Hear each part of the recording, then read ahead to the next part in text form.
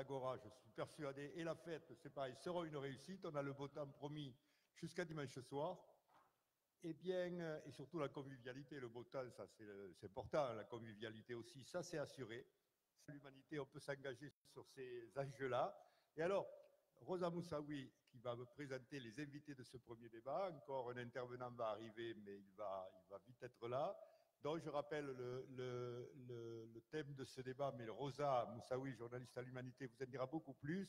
Secret défense, en finir avec le silence, voilà. Et je passe de suite la parole, je donne de suite le micro à Rosa, voilà. Voilà, on attend encore un intervenant, mais ça va très vite, ça va l'accélérer.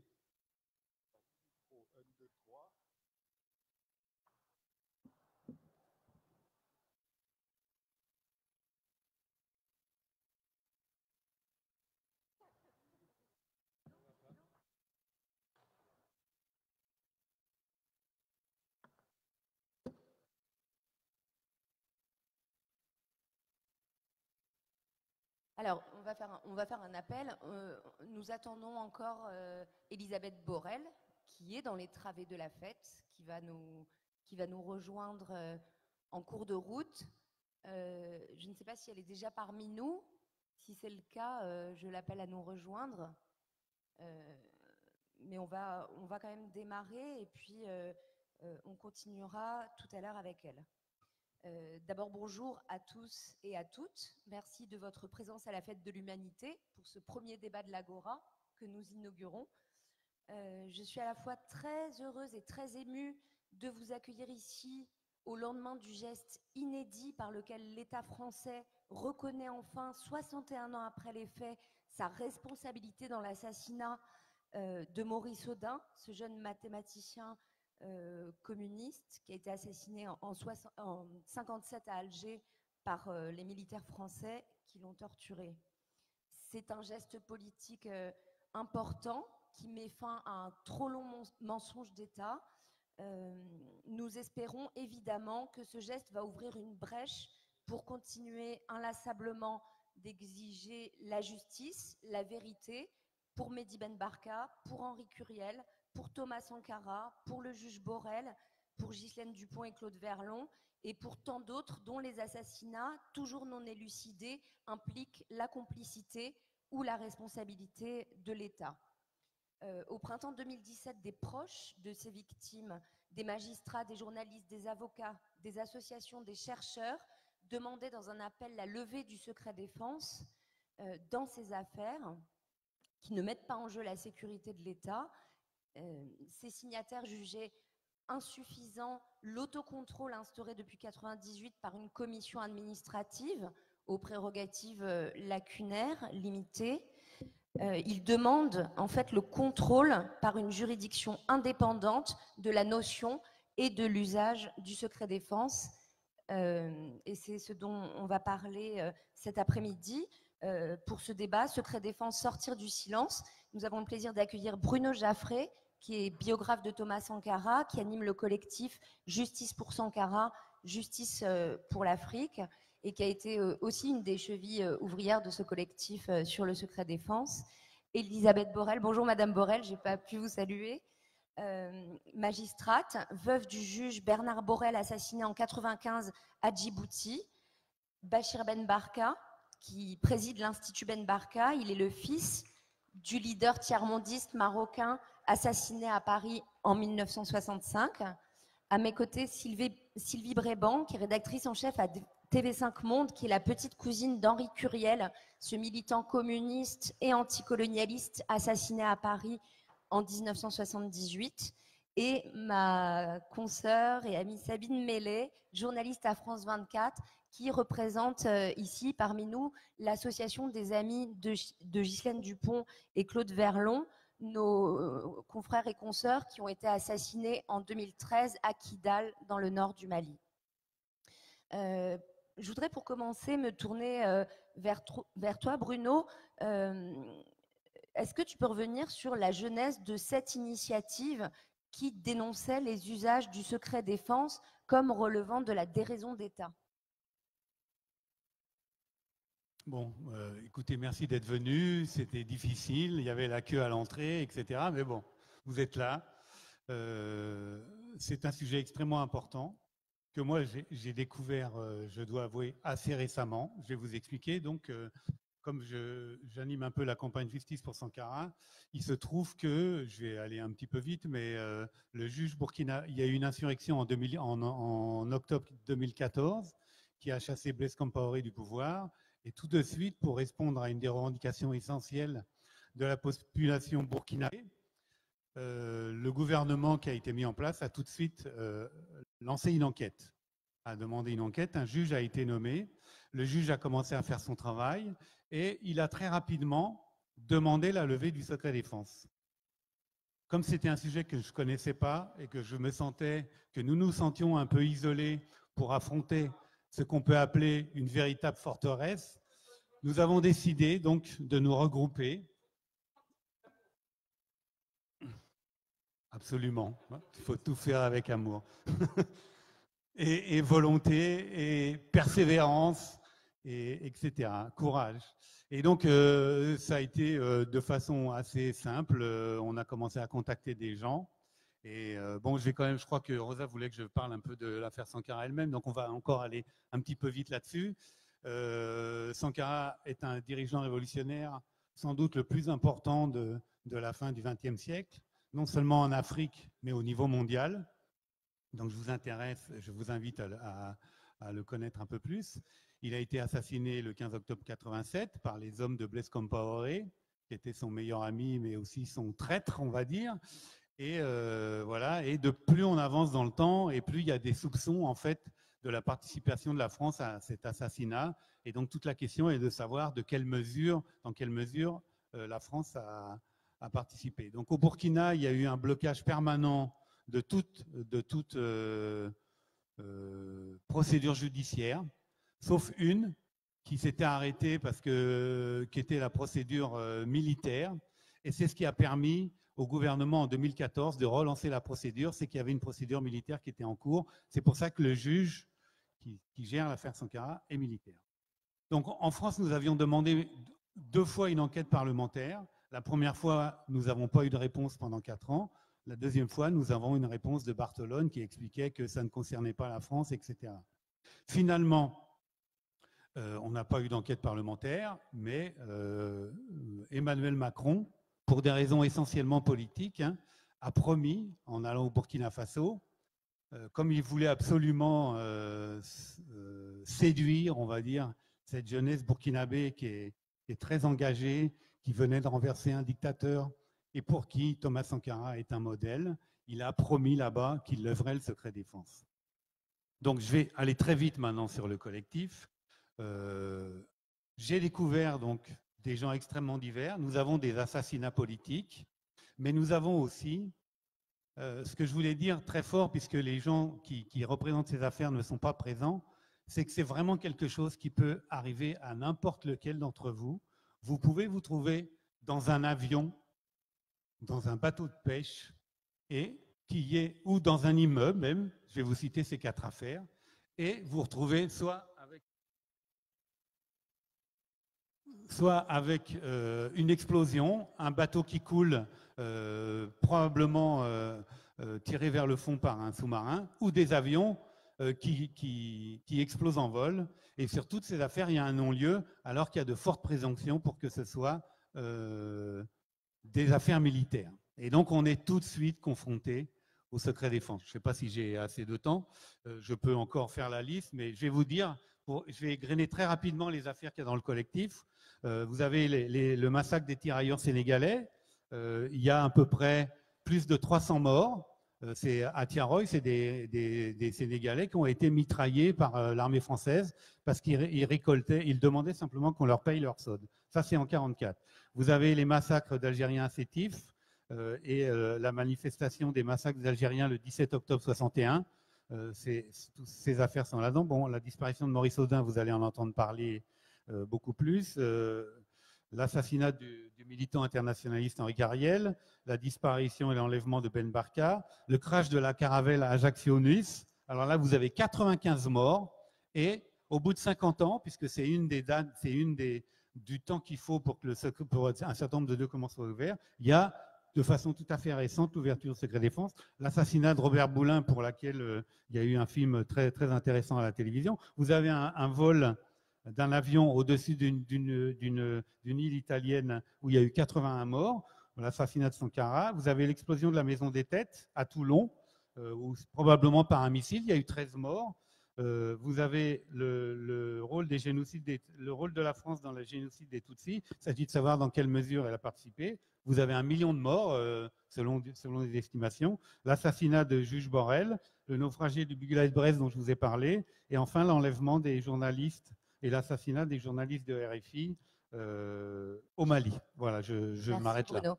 Justement, on va évoquer l'une de ces affaires. Elisabeth Borrell, l'assassinat de votre mari, qui implique la dictature djiboutienne au plus haut niveau, a d'abord été présenté par un certain nombre de protagonistes de cette affaire comme un suicide. Et il a fallu tout votre courage, votre ténacité pour surmonter toutes les entraves à l'ouverture d'une instruction judiciaire. Est-ce que vous pouvez nous raconter comment ces entraves se sont mises en place? Alors en fait, ça marche. Oui, bonjour à tout le monde. Oui, moi j'ai eu pendant 21 ans les forces de l'État contre moi. Je n'avais pas compris qu'en fait j'étais devenue, du fait de la raison d'État et du secret défense, l'ennemi public.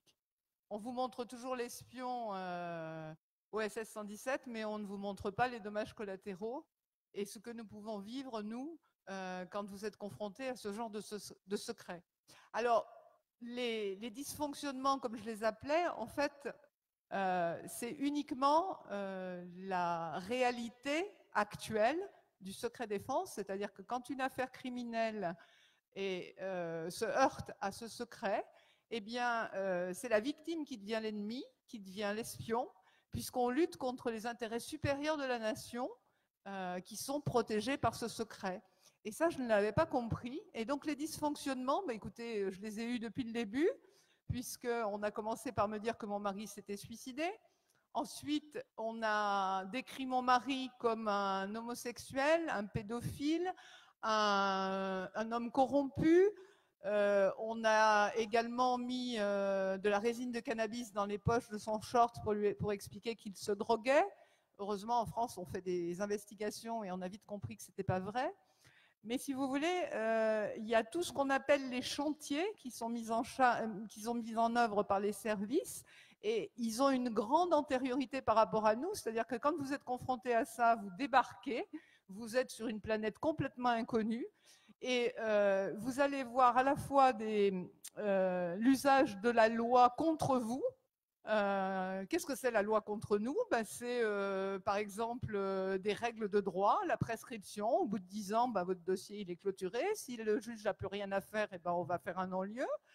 Après, vous avez des illégalités commises, puisque le secret défense, ça veut dire que l'État, les plus hautes autorités de l'État sont autorisées à délinquer, y compris à commettre des crimes. Dans l'affaire Aubin, la bijoutière de Dijon, son fils a été assassiné, mais on a même assassiné un témoin après pour couvrir tout ça. Il n'y a pas de limite. Et dans le dossier de mon mari, quand on parlait de dysfonctionnement, maintenant je ne parle plus de dysfonctionnement parce que c'est le fonctionnement normal du secret défense, eh bien c'est allé jusqu'à la haute trahison du chef de l'État, M. Jacques Chirac, puisque quand le dossier est arrivé à faire apparaître, le dossier criminel d'instruction a fait apparaître l'affaire criminelle, eh bien à ce moment-là, le chef de l'État français a reçu son homologue djiboutien et ils se sont entendus tous les deux pour saisir la Cour internationale de la Haye, c'est-à-dire la plus haute juridiction internationale auquel le citoyen n'a pas accès. Et là, Jacques Chirac a fait en sorte de faire condamner la France pour contraindre le juge d'instruction à donner le dossier criminel à Djibouti, qui aurait fait un non-lieu à Djibouti ou qui aurait condamné des délinquants. Et à partir de ce moment-là, il n'aurait plus pu y avoir d'instruction en France. Donc, si vous voulez, il n'y a pas de limite de l'autorité publique quand des plus hautes autorités de l'État, quand le secret défense est soulevé. C'est-à-dire que l'État délinque, c'est autorisé pour lui. En droit européen, on dit que l'État déroge. En droit commun, on dit d'un délinquant qui délinque. Et si vous voulez, c'est ce mécanisme-là que j'ai mis 20 ans à comprendre, parce que je parlais toujours de dysfonctionnement. Alors, il y en a eu d'autres, hein, dysfonctionnements. J'ai pris le plus grave, parce que ça me paraît le plus grave, la haute trahison du chef de l'État, parce que la France a été condamnée, et vous, citoyens, vous avez payé, parce que la France a été condamnée, parce que Chirac a voulu la faire condamner. Mais si vous voulez, tout au long du dossier, il y a des dysfonctionnements. On fait une reconstitution, on ne fait pas venir la victime. Ensuite, quand le dossier arrive et qu'on sait que c'est une affaire criminelle, on détruit les scellés. Qu'est-ce que c'est les scellés? C'est les preuves matérielles qui vont permettre de condamner les auteurs. Donc, ce que moi j'appelais les dysfonctionnements, ce ne sont pas des dysfonctionnements, ce sont les règles normales de notre État qui se dit démocratique quand le secret défense est invoqué. Sachant que le secret défense, l'État n'a aucune obligation de l'invoquer, il fait ce qu'il veut, et les personnes qui sont entendues par le juge d'instruction peuvent très bien raconter n'importe quoi au juge d'instruction sans jamais évoquer le secret défense, et le juge d'instruction ne saura jamais si cette affaire, parce qu'on ne le lui dira pas, si cette affaire relève de ce domaine-là ou non. Il ne pourra le constater que par les actes de délinquance que l'État commettra tout au long de la procédure d'instruction criminelle. Tout au long. Voilà. Merci beaucoup, Elisabeth Borel. Sylvie Bréban, je me tourne vers vous. Vous êtes membre de la famille d'Henri Curiel, ce militant communiste et anticolonialiste assassiné en 1978 à Paris. Il était l'une des chevilles ouvrières des réseaux d'aide au FLN pendant la guerre d'Algérie. Et puis, on ne va pas citer tous ses engagements, mais récemment, de nouveaux éléments sont remontés à la surface qui semblent conforter l'hypothèse d'un assassinat perpétré par l'extrême droite. L'affaire est relancée. Où en est-on aujourd'hui? Alors justement, puisque on parlait de... Là, Madame Borel vous a parlé de ces murs auxquels on se heurte. Nous, ça fait 40 ans. Donc mon père était le cousin germain d'Henri Curiel. Quand Henri a été assassiné le 4 mai 1978, c'est-à-dire il y a 40 ans, je n'étais même pas encore étudiante en journalisme et j'ai commencé à travailler comme journaliste sur cette affaire-là. Et cette affaire, ainsi que mes cousins toujours, ne nous a pas laissés. Et en fait, c'est un cas où on sait, on connaît, on sait qui sont les assassins. Et d'ailleurs, ce qui s'est passé hier pour Maurice Audin nous donne énormément d'espoir parce qu'on retrouve les mêmes. Hein, le nom d'Ossarès dans l'affaire, dans l'assassinat de Maurice Audin, on le retrouve aussi dans l'assassinat d'Henri Curiel. Et on connaît même les noms d'autres. Donc, en fait, ce qui nous manque, c'est, encore une fois, que la justice dise « oui, c'est bien cela ». Alors, ça fait 40 ans qu'on nous oppose, comme dans toutes les affaires qui ont été citées, le secret d'État, le secret défense. Je ne sais pas s'il y a des différences d'ailleurs, mais enfin bon, voilà. Pour vous donner un petit exemple, donc c'est sous la présidence de Giscard d'Estaing hein, que l'assassinat a été commis. Une période où il y a beaucoup d'assassinats politiques qui ont été perpétrés sur le sol français. Il y a eu des Palestiniens, il y a eu des Basques, enfin bon, c'était devenu un peu l'endroit où tous les tueurs professionnels venaient faire leur marché et assassinaient les uns et les autres. Voilà. Et donc, Valéry Giscard d'Estaing est toujours en vie. C'est une donnée importante de notre dossier. Et donc, en 1981, quand François Mitterrand arrive à la présidence de la République, il y a évidemment une autre atmosphère. Par exemple, des gens qui avaient travaillé dans les réseaux Curiel et qui étaient en prison ont été amnistiés à ce moment-là. Et le directeur de cabinet du ministre de l'Intérieur, qui était Gaston Defferre à l'époque, a demandé à ce qu'on lui communique le dossier sur l'assassinat d'Henri Curiel. Ça a été une des premières choses qu'il a demandé. Et dans un premier temps, Donc, on lui a dit, OK, d'accord, puisque c'est un ordre, on va faire ça. Donc, on l'emmène, il est convoqué, il y va avec un autre membre du cabinet, ils arrivent dans une pièce, et puis, dans cette pièce, en fait, il n'y a rien. Il y a 3 feuilles qui doivent être les trucs que vous trouvez chez les renseignements généraux. Enfin, il n'y a rien, il n'y a absolument rien. Alors, ils disent, non, mais ça ne va pas, qu'est-ce que c'est que ça? Alors, ils disent, oui, oui, c'est vrai, on n'a pas pu le temps de tout mettre. Ben, revenez la semaine prochaine. Et ils reviennent la semaine d'après. Et la semaine d'après, là, c'est l'inverse. C'est-à-dire, ils sont noyés. On leur a mis des tas, des murs de dossiers tout autour. Ils ne savent même pas par où commencer. Il n'y a rien d'écrit. Donc, c'est la même chose, quoi. Voilà. Et donc, depuis, c'est sans arrêt tout cela est sous le secret défense, le secret d'État. Alors, j'ai une cousine qui est avocate, qui est très tenace et qui, c'est Lina Veil-Curiel, je la cite parce que franchement, elle a fait un boulot absolument génial. Elle a continué petit à petit, de temps en temps, elle a porté pour que l'instruction soit toujours en cours. Il y a eu des livres en plus, en dehors d'un homme à part de Gilles Perrault qui déjà faisait l'état, disait plus ou moins ce qui s'était passé. Ensuite, il y a eu d'autres livres. Donc, il y a eu des éléments, ce qu'on appelle des éléments nouveaux. Moi-même, j'ai été entendue en 2003 de nouveau par rapport à ces éléments nouveaux.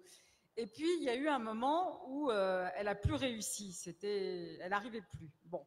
Bref, donc, ça a été fini. Il y a eu un classement de l'affaire. Et puis, voilà qu'à l'occasion de l'affaire Boulin, c'est pour ça que toutes les autres affaires, toutes celles qui nous ressemblent, en fait, sont très importantes pour nous. Hein. C'est pas chacun dans son coin. C'est vraiment très important. Donc, il y a eu une jurisprudence sur l'affaire Boulin qui disait que même s'il y avait eu un classement, alors c'est un peu compliqué, moi je ne suis pas juriste, même si j'ai fait des études de droit, mais elles sont très très loin, qui permet de relancer la chose. Et à ce moment-là, William Bourdon est venu nous trouver, Alain Grèche et moi, Alain Grèche est le fils d'Henri Curiel, et donc il nous a dit, si vous voulez, je fais jouer cette jurisprudence et on redémarre. Et donc, on a pu effectivement redémarrer. Et puis, depuis, il y a eu encore des éléments nouveaux. Et puis, donc, voilà, on sent qu'il se passe des choses et on se dit que peut-être on va arriver au bout, là, qu'on va pouvoir nous communiquer des choses. Mais enfin, rien n'est moins sûr. Hein. Pour l'instant, les choses sont en cours et on espère effectivement vraiment qu'à la faveur de ce qui s'est passé hier, ça puisse ouvrir pour d'autres. Bachir Ben Barka, votre père, vous, était à la fois une figure de l'opposition marocaine et l'un des visages de la lutte contre l'impérialisme à une échelle plus globale. Son assassinat en 1965 en France implique 2 États. Quels intérêts enchevêtrés conduisent à cet assassinat et quelle différence il peut y avoir avec les affaires qu'on vient déjà d'évoquer?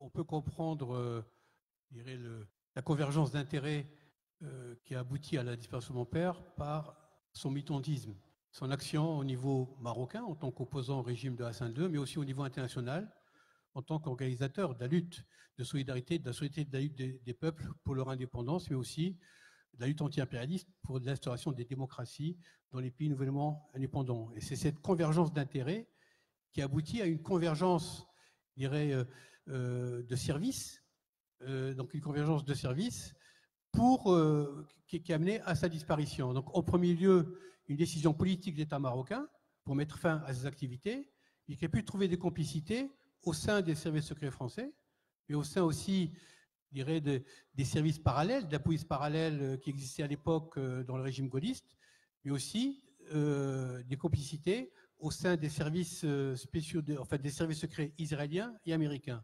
Mais la responsabilité première, je dirais, de l'enlèvement et de la disparition de mon père, c'est d'abord une co-responsabilité franco-marocaine. Le ministre marocain de l'Intérieur, le chef de la sûreté marocaine, des agents marocains se sont déplacés en France pour commettre un crime, un enlèvement et un assassinat qui sont suivis, mais avec des complicités dans la police française, dans les services secrets français, des truands français et des polices parallèles, gaullistes qui ont permis l'enlèvement et la disparition de mon père. Alors, c'est vrai qu'on trouve des choses similaires dans les affaires qui ont été évoquées, mais après le crime. Et la corresponsabilité franco-marocaine complique encore l'action de la justice. Le secret défense, au nom de la raison d'État, d'abord, on est dans la pratique qu'a décrite Bruno et Isabelle Borel, la pratique de l'État français, à couvrir les turpitudes et les dérapages des services en imposant le secret défense. Là, pendant 53 ans, là, cette année, ça va être le 50e anniversaire de la disparition de mon père, pendant 53 ans, on a été confronté à ce secret défense. Dès les premiers jours, c'est-à-dire dès les premiers jours de l'enquête, on a ordonné à l'un des agents des services secrets français qui a participé directement à l'enlèvement de mon père, on lui a ordonné de ne rien dire à la justice. Et ce n'est que quelques semaines que le juge des instructions a pu entendre les policiers qui ont interpellé mon père et l'agent des services secrets français qui aussi était partie prenante. Et pendant ces 53 ans, on a été confronté au refus de communiquer les pièces des services secrets au nom de la raison d'État et au nom du secret défense. Au point que lorsqu'en 1981, François Mitterrand est élu, Pierre Mauroy a ordonné à la DGSE, au service secret français, de donner le dossier Ben Barka à la justice, ce qui fut fait, enfin ce qu'on a pensé que cela a été, mais on s'est rendu compte par la suite que les services secrets français n'ont donné au juge qu'une partie infime du dossier qui ne comporte aucun élément important. Et plus que cela, en donnant ces documents à la justice, les services secrets ont imposé aux 2/3 des documents donnés le secret défense. Et cette classification a duré pendant 20 ans. Et ce n'est qu'au bout de 20 ans qu'on a pu déclassifier l'ensemble des documents qui étaient donnés au 81. Et on s'est rendu compte que ces documents ne contenaient rien qui justifiait le fait qu'ils soient mis sous secret défense pendant donc autant d'années. Dernier épisode, c'est en 2010, l'avant-dernier juge d'instruction a pu perquisitionner au sein de la DGSE. Il voulait récupérer des dossiers, récupérer 60 dossiers, plusieurs centaines de pages. En fin de compte, en présence du président de la commission du secret défense nationale, il n'a pu saisir que 400 pages. Ensuite, cette commission s'est réunie et la commission plénière c'est cette commission qui donne un avis sur la levée ou non levée du secret défense au ministère qui sont concernés. Dans la réunion plénière, cette commission a déjugé son président et en fin de compte, on a pu obtenir que la levée du secret défense que sur 100 pages, sur les 400 qui ont été décisées. Et même sur ces 100 pages, une majorité des pages ont été vérolées, à savoir des pages noircies, avec ici par là quelques mots. Donc voilà un petit peu, au bout de 50 ans, même quand un juge décide de saisir des documents qui pourraient l'aider à avancer, en fin de compte, au dernier moment, il y a toujours un point qui fait que la déclassification ne peut pas se faire. Et puis, dernier élément qui montre un petit peu de quelle manière le politique considère l'action de la justice, l'action des victimes aussi, le rôle l'action des victimes qui demandent à connaître la vérité. L'an dernier, juste avant le départ de François Hollande, il y a eu tout un tapage médiatique entre la déclassification de 90 documents concernant la disparition de mon père. Nous avons pensé que c'était des documents qui allaient nous aider. Et quand, avec le juge, on a pu les consulter, on s'est rendu compte que, entre guillemets, on s'est foutu de notre gueule, on s'est foutu de la gueule du juge, de l'opinion publique, de la partie civile, parce que la quasi-totalité des documents qui ont été déclassifiés il y a un an étaient déjà déclassifiés pour certains d'entre eux il y a déjà 50 ans. Donc voilà un petit peu les liens communs, à savoir l'État qui est en même temps juge et partie, parce que les services secrets sont partie prenante de la disparition de mon père, et c'est le ministre de la Défense qui décide s'il faut ou pas lever le secret défense. Aussi, parallèle avec l'affaire de Maurice Audin, là aussi, comme a dit Sylvie, nous sommes très heureux de cette avancée. Nous espérons que ce verrou qui va sauter va aussi sauter pour les autres affaires. Il y a un an, j'avais écrit au président Macron pour lui demander d'être reçu en tant que victime pour pouvoir lui présenter, je dirais, l'affaire de mon père et puis demander qu'il, en tant que chef suprême des armées, qu'il fasse usage de son pouvoir pour aider à débloquer la situation. Il nous a répondu en lui disant qu'il fallait qu'on s'adresse au ministère des Affaires étrangères. Et bon, nous n'avons pas très bien compris pourquoi. Le ministère des Affaires étrangères nous avait dit qu'ils étaient mandatés pour préparer un dossier, pour informer le président sur l'affaire Ben Barka. Nous avons donné tous les éléments d'information et ça fait quelques mois, nous pensons depuis maintenant que nous avons été reçus en janvier 2018, nous pensons que le président s'est fait un avis sur l'affaire Ben Barka et nous espérons que très bientôt, de la même que pour l'affaire Audin, il y aura une avancée dans l'affaire Ben Barka. Merci beaucoup. Sabine Meillet, on va évoquer avec toi une affaire beaucoup plus récente, puisque Ghislaine Dupont et Claude Verlon, ces deux journalistes de RFI, ont été assassinés en 2013 à Kidal, dans le nord du Mali, dans un contexte où l'armée française était déployée dans cette zone avec l'opération Serval, qui était censée avoir chassé les groupes djihadistes à la fois de Kidal et des autres villes du nord du Mali qu'ils occupaient. Ils ont été assassinés dans des enlevés d'abord et assassinés dans des circonstances troubles, dans une zone qui était censée être sécurisée. Là encore, dans cette affaire, vous demandez, l'association des amis de Ghislaine Dupont et Claude Verlon, mais aussi les avocats demandent la déclassification d'un certain nombre de documents de la DGSE. Où est-ce qu'on en est de ce point de vue-là? Alors, en fait, quand j'écoute d'abord les témoignages, je me dis, j'espère qu'on n'atteindra pas 40 ou 60 ans pour avoir des informations, parce que pour nous, c'est évidemment très important qu'il y ait une accélération des informations sur les documents qui sont classés.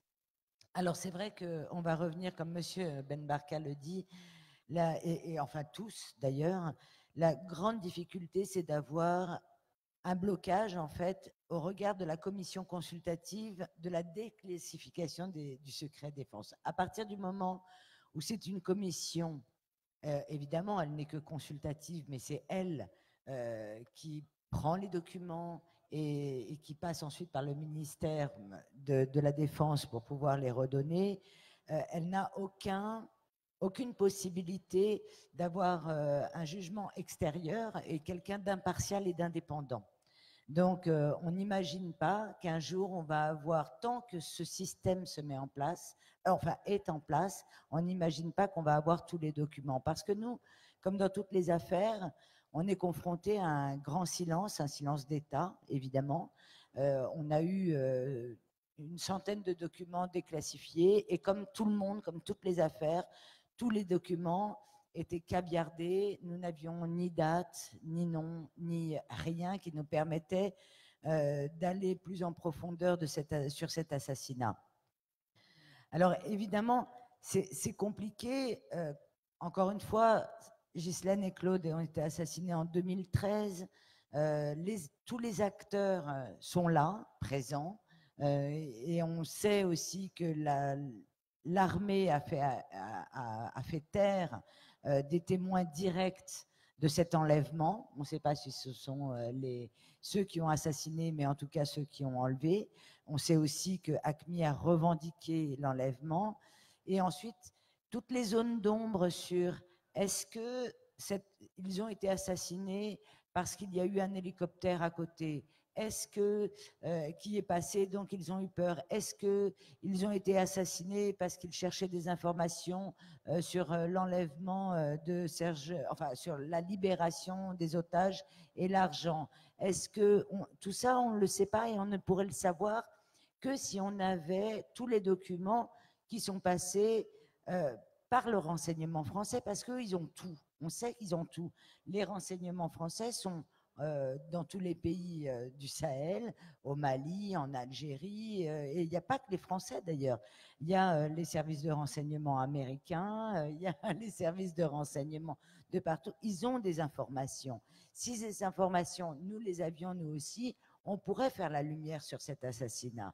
À partir du moment où nous n'avons pas la possibilité d'accéder à des documents parce que c'est les services secrets français, eh bien, on ne sait pas combien de temps on va réussir à tenir. Et puis, et aussi, on est confronté à autre chose, c'est la justice malienne. Maintenant, on sait que le juge Herbeau a rencontré le juge Mahamadou Kossogué, qui est un juge malien, mais juge dit antiterroriste, mais qui vient en réalité du TGI.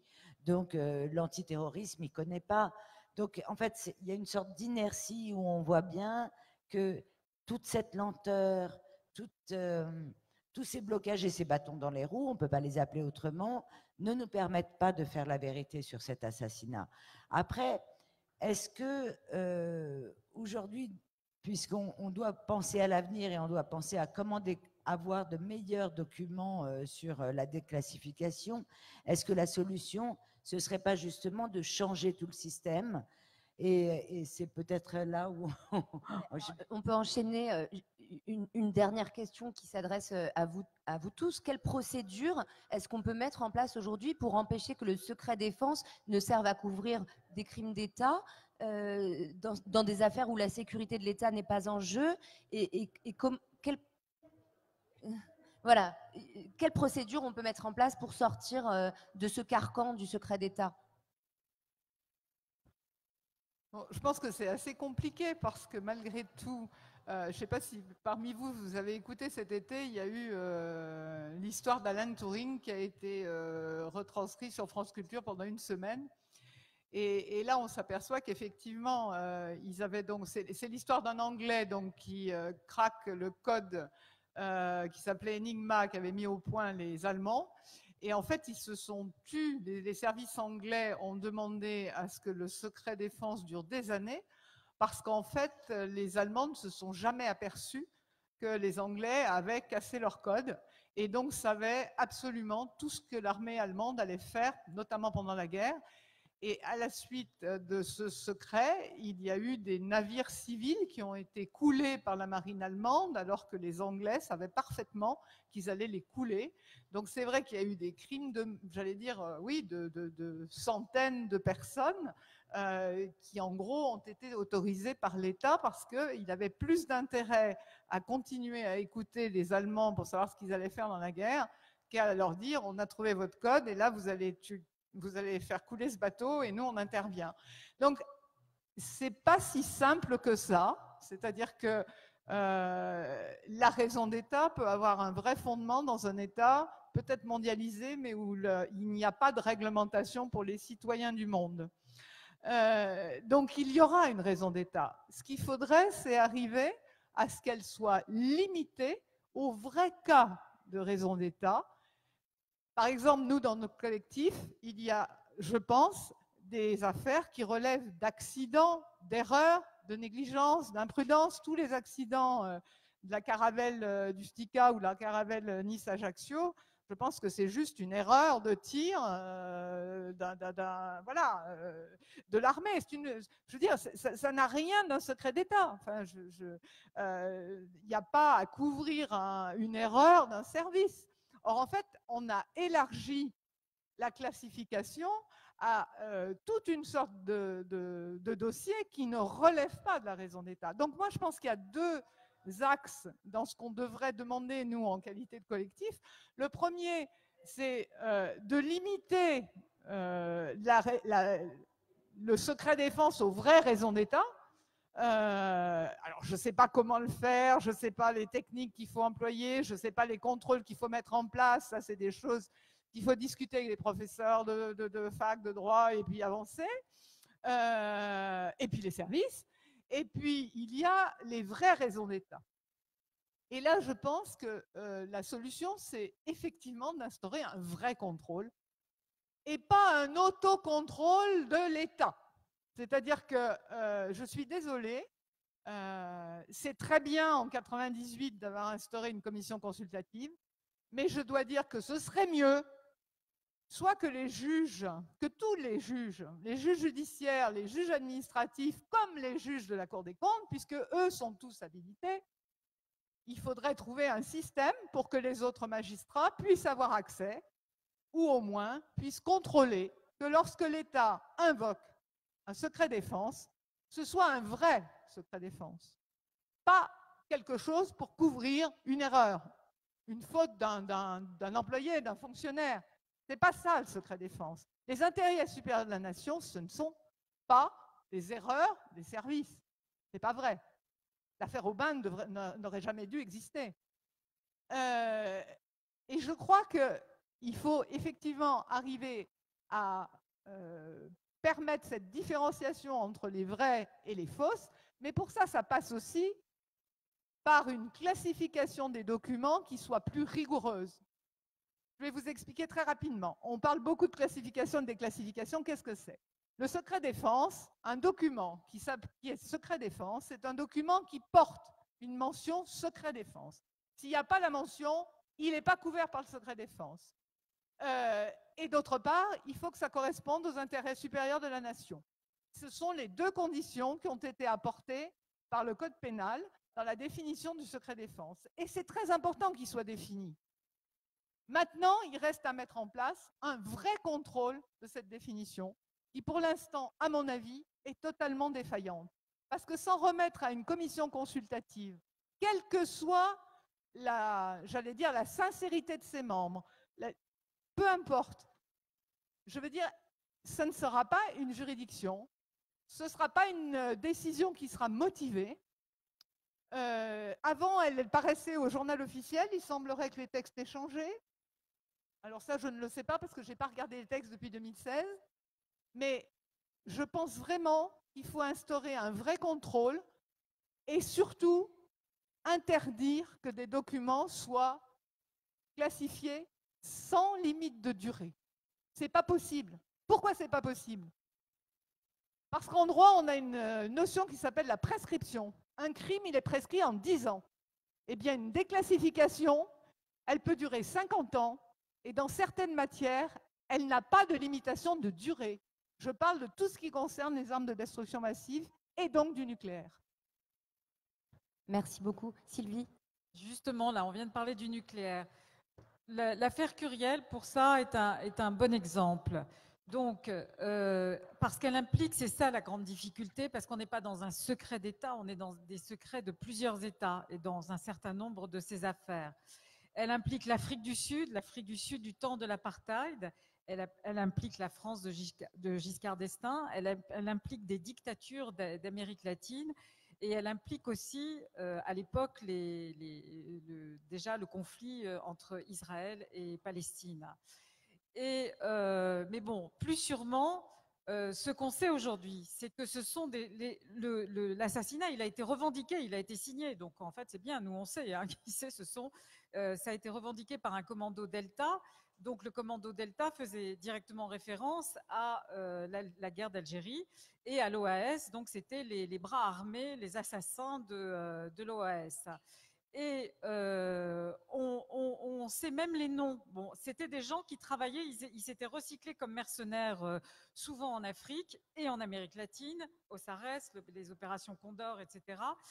Et ces gens-là travaillaient aussi pour les services secrets, parce que dans les services secrets français de l'époque de Giscard, le gouvernement Giscard lui-même étant plein d'anciens d'Algérie française, Giscard lui-même avait été très proche de l'OAS.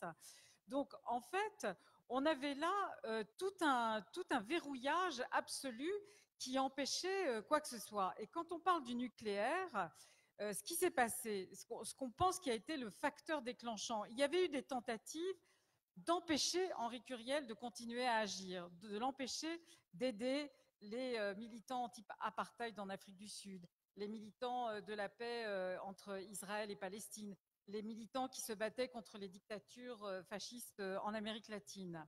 Mais il y a eu une chose, c'est qu'il y avait l'embargo. Un embargo avait été décrété par les pays occidentaux contre l'Afrique du Sud et cet embargo a été brisé. Il a été brisé par 2 pays, mais on ne le savait pas encore, par l'Allemagne et par la France, qui ont fourni la technologie nucléaire à l'Afrique du Sud, ce qui était quand même assez incroyable.